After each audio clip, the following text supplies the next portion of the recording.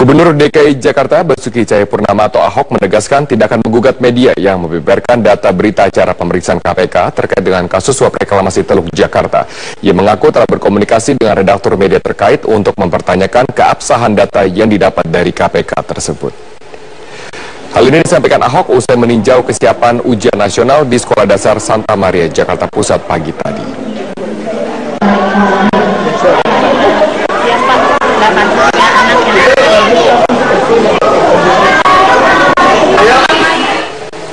Dalam data yang diklaim sebagai BAP disebutkan bahwa Ahok tertulis sebagai penerima kontribusi tambahan dari pengembang. Dana sebesar 392 miliar yang bersumber dari PT APL disebut digunakan Ahok membiayai sejumlah proyek pemerintah DKI. Namun semua tudingan tersebut dibantah Ahok. Ahok mengaku telah berkomunikasi dengan redaktur media terkait untuk mendapatkan klarifikasi data yang disebut berasal dari salah seorang penyidik KPK.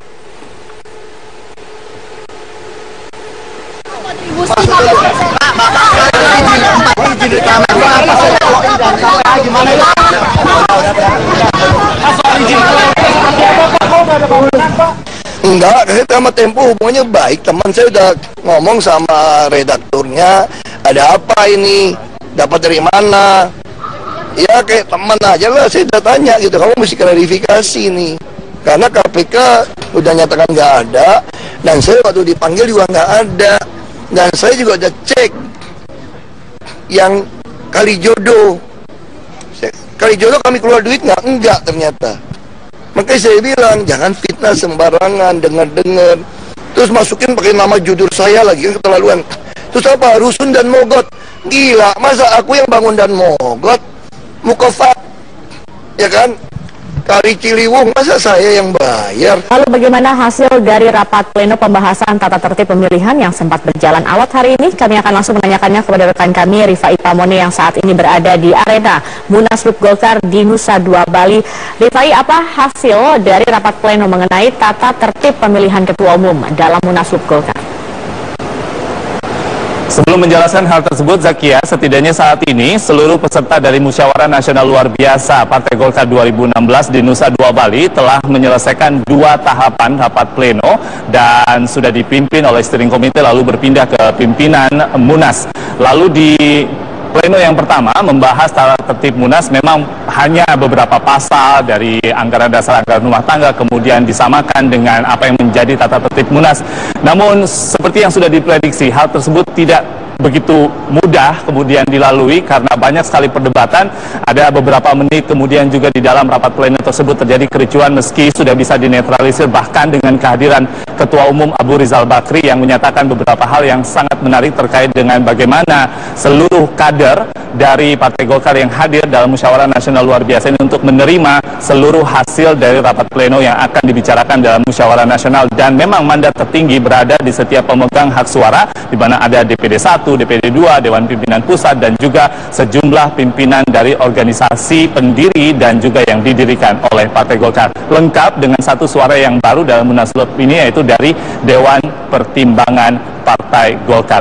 Kami sampaikan dulu atau kami sajikan dulu kepada pemirsa dan juga Zakia apa yang disampaikan tepatnya oleh Ketua Umum Abu Rizal Bakri pada saat hadir dalam rapat pleno pertama.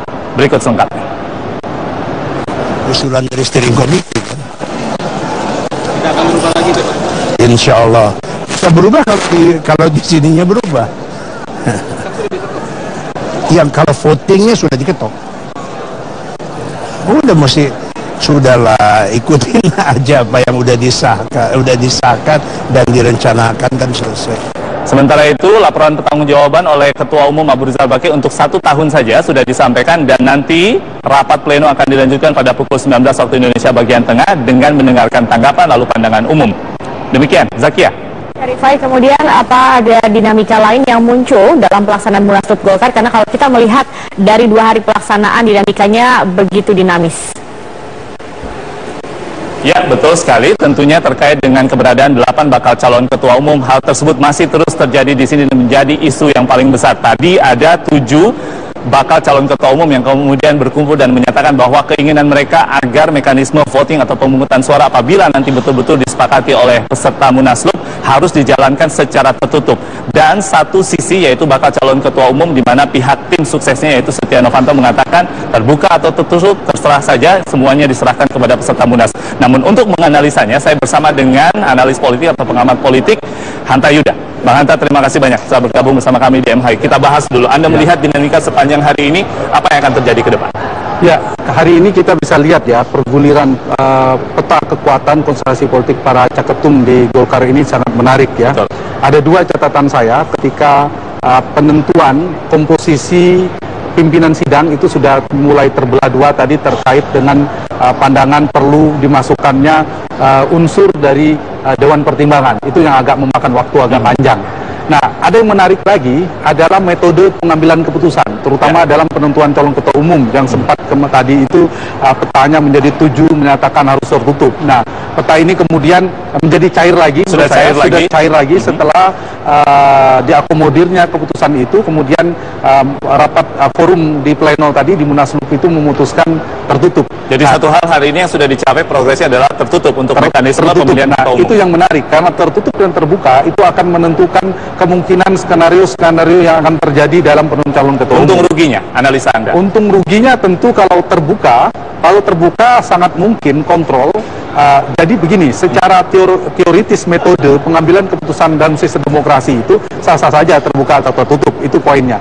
Tetapi ketika misalnya poin yang ingin saya katakan, kalau demokrasinya ingin berkualitas, demokrasi dalam Munaslup Golkar ini betul-betul ingin berkualitas, menghindari kemudian terjadinya aklamasi dan sebagainya, ada konflik lagi, maka harus dilakukan adanya kontestasi. Ada kontestasi sehingga kualitas demokrasi berjalan. Nah, kalau dilakukan secara tertutup, maka skenario kemungkinan akan muncul satu kekuatan saja, itu akan sangat mungkin terjadi. Poin saya mengapa terbuka dan tertutup itu sama saja, kalau tidak ada unsur-unsur yang mengganggu kemandirian. Jadi pemilik suara, pengurus DPD 1, DPD 2 dan ormas yang memiliki hak suara pendiri dan didirikan oleh Golkar itu bisa otonom memberikan suara tanpa faktor eksternal, maka tidak begitu relevan untuk mengatakan terbuka atau tertutup. Dia menjadi penting ketika misalnya kalau terbuka itu mereka merasa terintimidasi dengan komitmen-komitmen politik yang terjadi dengan berbagai macam pengaruh eksternal, apakah itu tanda petik intervensi kekuasaan ataupun intervensi logistik misalnya, amunisi yang dilakukan, itu paling tidak bisa diminimalisir ketika dilakukan tertutup. Adakah kekuatan kemudian yang di belakang Anda lihat dari seluruh proses dinamika yang terjadi hari ini? Satu kekuatan atau dua kekuatan yang kemudian mengontrol jalannya Munaslup, sehingga kita lihat seperti pada saat Akbar Tanjung menginginkan, mempertanyakan mengapa ada Dewan Pembina, lalu juga mempertanyakan tentang mekanisme pemilihan ketua umum, tetapi ada sisi lain juga yang sepertinya bertentangan. Ada pro kontra di sini. Iya, pasti ada, selalu ada. Saya menduga ini akan mengerucut pada dua kekuatan sepertinya. Ini akan ada dua kutub bipolar yang akan saling berhadapan. Termasuk nanti posisi Dewan Pembina akan menjadi usulan dari satu kubu, katakan satu kutub menginginkan posisi ketua Dewan Pembina yang diperkuat, yang lainnya tidak mengindaki itu akan muncul lagi sebelum ke ketua umum dan sebagainya. Nah, kalau dilakukan secara tertutup, apapun ada mekanisme, misalnya metodenya dijaga oleh Golkar, ini baik menurut saya. Di luar kita mengapresiasi tradisi debat kandidat dan sebagainya, kemudian dilakukan secara tertutup dan ini sudah disahkan, menurut saya ini meningkatkan kualitas demokrasi. Artinya paling tidak 8-8-nya akan terlibat, punya peluang yang sama, meskipun calon kuatnya tetap 2 nantinya. Nah, kalau dilakukan tertutup, maka apapun ada komitmen di luar itu tidak bisa terdeteksi, ada jaminan itu akan berpengaruh pada bagi kemandirian calon pemilik suara menentukan pilihannya nanti. Anda menyebut sudah mungkin ada dua kekuatan yang adakah nanti yang muncul di tengah-tengah kemudian menjadi kuda hitam, kita katakan dulu. Sangat mungkin karena dia lakukan tertutup. Jadi kalau terbuka, kontrol, kalau tadi Rifai Pamoni mengatakan dari faktor kemungkinan dari faktor eksternalnya mengendalikan siapa dan seterusnya dari luar, itu sangat mungkin bisa skenario itu tercapai ketika terbuka, kan bisa dideteksi. Tapi ketika tertutup itu tidak bisa dideteksi, sehingga opsi skenario-nya ada 3. Kemungkinannya tetap ada 1, kemungkinan yang kedua akan ada 2 calon kuat yang kemudian ada pengelompokan yang lebih cair lagi, apakah 2 menjadi 6, 3 dengan 5 dari 8 itu petanya sangat mungkin, atau bahkan ada kuda hitam, poros tengah. Kendati pun nanti ujungnya bisa 2 putaran atau 1 putaran. Oke, baik. Gitu. Singkat saja terakhir, Anda melihat apa yang terjadi pada Golkar di Munaslup ini nanti pada ujungnya sangat berpengaruh. Setidaknya kita melihat Indonesia 2019 nanti. Menurut saya sangat berpengaruh ya, ada pengaruh. Sebelum ke 2019 ada peta di sekarang ini. Kalau si A yang terpilih, maka jadi begini, ada benang korelasi antara peta konstelasi Golkar ini dengan peta konstelasi di istana. Aktor-aktor dalam kekuasaan dan lingkaran utama kekuasaan itu jelas tidak mungkin dihindari. Tidak bisa dihindari, dan itu politik. Sehingga ada korelasi terhadap perjalanan pemerintahan dan ada korelasi terhadap Pilpres 2019. Sehingga kalau ini yang terpilih, sangat mungkin nanti Golkar akan menjadi kendaraan calon presiden petahana Joko Widodo misalnya. Kalau ini lain lagi. Nah, peta-peta ini yang sangat mungkin dinamis, dan perjalanan satu besok itu akan menentukan nantinya Golkar akan lebih kuat dalam korelasi. Saya ingin menggantikan istilah kendali ke Pak Yusuf Kalla atau ke yang lainnya, aktor lainnya. Bung Hanta Yuda, terima kasih banyak telah bergabung bersama kami, dan menarik sekali sejak tadi analis politik kita Zakia berusaha tidak menyebut nama dari 8 bakal calon ketua umum ini, siapa yang menguat 2 poros, lalu siapa yang di tengah, siapa yang akan menjadi ketua umum. Setidaknya dalam 3 tahun kembali akan memimpin Partai Golkar dengan paradigma yang baru, ataukah dengan paradigma yang sama tetapi dengan rasa yang baru. Kami akan terus memantau jalannya Munaslup hingga malam hari ini, karena laporan pertanggungjawaban masih akan diselingi dengan pandangan umum, dan apabila itu sudah usai, besok kita akan melihat sekitar 14 hingga 15 jam diprediksi oleh ketua Munas atau ketua pimpinan sidang dari Munas ini, Nurdin Halid, pemilihan ketua umum akan berlangsung. Kembali ke studio, Zakia. Baik, kami akan terus tunggu informasi dari sana. Terima kasih Rifai Pamone atas laporan Anda. Dan pemirsa, proses pengangkutan JPO dan krain yang tersangkut di ruas tol BSD saat ini masih berlangsung. Informasi selengkapnya kita bergabung dengan Putri Lukman di tol BSD. Putri, bagaimanakah proses pengangkutan krain di tol BSD siang ini? Ya, di proses pengangkutan sebagian JPO dan juga kren yang tersangkut di jembatan penyeberangan orang yang ada di ruas tol BSD kilometer 7400 masih berlangsung. Kalau di awal, tim pengelola dan juga tim teknik memperkirakan akan selesai pada pukul 12 waktu Indonesia Barat, namun perkiraan ini meleset karena ternyata sebagian JPO ini beratnya lebih dari 30 ton dan di luar perkiraan dari tim teknik dan juga tim pengelola, sehingga proses pengangkutan akhirnya dipilih lebih dulu adalah mengangkut kren yang tersangkut ini menggunakan kepala truk yang saat ini sudah berlangsung. Ini ada di belakang saya adalah proses pengangkutan kren dan yang menggunakan kepala kren untuk dibawa atau tidak ada lagi di ruas tol BSD ini. Kemudian ini pengangkutan menggunakan alat berat yang beratnya 50 ton. Untuk pengangkutan jembatan penyeberangan orang atau sebagian JPO ini, saat ini pun tim pengelola dan tim teknik juga akan mendatangkan alat kren atau alat bantu berat yang beratnya 150 ton yang didatangkan juga dari Cilincing yang saat ini masih dalam perjalanan menuju ke ruas tol BSD kilometer 7400. Kalau dari sistem kontraflow yang sudah diberlakukan sejak pukul 7.40 waktu Indonesia Barat, saat ini memang kondisinya di ruas tol arah dari Serpong menuju ke Jakarta bagi kendaraan ini sudah terlihat kembali padat. Memang tadi sempat terlihat lengang, kemudian kembali padat, siang ini pun terlihat kembali padat dan terjadi kemacetan atau penumpukan kendaraan. Ini memang untuk diurai kendaraan, makanya dibuka sistem kontraflow. Tadi juga pihak Korlantas juga mengatakan bahwa nantinya penguraian kendaraan ini akan tetap diberlakukan hingga tidak ada lagi kemacetan di ruas tol, khususnya bagi kendaraan yang menuju ke Jakarta atau dari arah tol Serpong menuju ke Jakarta. Namun untuk dari kendaraan dari Jakarta menuju ke BSD belum bisa melalui ruas tol, namun dialihkan ke jalur alternatif. Ade. Putri, lalu bagaimanakah proses hukum atas sopir kren dalam kejadian ini, Putri? Namun untuk proses hukumnya sendiri, Ade, tadi kami sempat mewawancarai Wakakor Lantas Polri yang mengatakan bahwa saat ini supir truk kren sudah berada di Polres Tangerang Selatan untuk dilakukan pemeriksaan lebih lanjut, di mana untuk supir truk ini dikenakan atau diberlakukan saat ini adalah Undang-Undang 274 mengenai lalu lintas yang diartikan bahwa terjadi kelalaian berkendara. Namun sebenarnya pasal ini bisa saja gugur Ade, karena memang dari kesaksian supir truk ini mengatakan bahwa ia berhasil melewati 2 JPO sebelumnya, makanya ia bisa memperkirakan untuk melewati ke JPO selanjutnya. Namun di JPO ketiga atau di lokasi kejadian,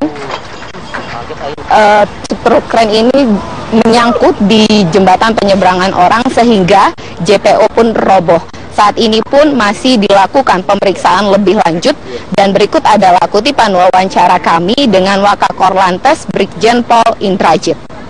Sementara supir masih diperiksa di Polres Tangerang Selatan, kami sendiri nanti kita akan monitor bersama hasilnya.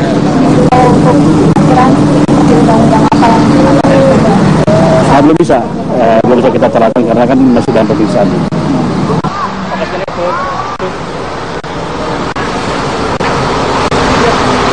Ada proses pengangkutan masih berlangsung. Di belakang saya adalah proses pengangkutan yang sempat di awal saya jelaskan kepada Anda bahwa mobil kren yang sempat menyebabkan JPO ini roboh sedang berusaha untuk dilakukan pengangkutan dengan truk kepalanya, sehingga akan untuk bisa dipisahkan atau dialihkan dari ruas jalan tol di BSD kilometer 7400. Ade. Ya, baik Putri Lukman melaporkan langsung dari Tol BSD, dan pemirsa untuk mengetahui situasi terkini arus lalu lintas di Tol BSD, Bribda Anissa melaporkan langsung dari BSD. Silakan Bribda Anissa. Ya, terima kasih Alde di studio, dan selamat siang pemirsa. Terkait terjadinya laka lantas yang terjadi di Tol BSD, tepatnya di kilometer 7600, maka telah diberlakukan sistem kontraflow atau rekayasa jalan, yaitu dari arah Tol Serpong hingga kilometer 7400 kilometer Tol BSD. Dan sehingga arus kendaraan dari arah Tol Simatupang hingga menuju Tol Serpong maupun BSD dikeluarkan maksud kami melalui exit Tol Pondok Keranji. Dan kami himbau bagi Anda pengendara untuk tetap patuhi arahan dan himbauan dari petugas kami yang ada di lapangan. Dan kami himbau untuk pengendara maupun penumpang karena adanya penumpukan volume kendaraan di kawasan Tol Pondok Keranji, kami himbau bagi pada pengendara untuk tidak terjadi peningkatan volume tersebut. Anda dapat melalui exit Tol Veteran keluar Bintaro melalui jalur arteri Bintaro. Dan sekian informasi yang dapat saya sampaikan. Kembali ke studio, silakan. Baik, terima kasih atas laporan Anda Bribda Anissa atas informasinya, dan juga tadi ada Putri Lukman melaporkan langsung dari Tol BSD. Terima kasih.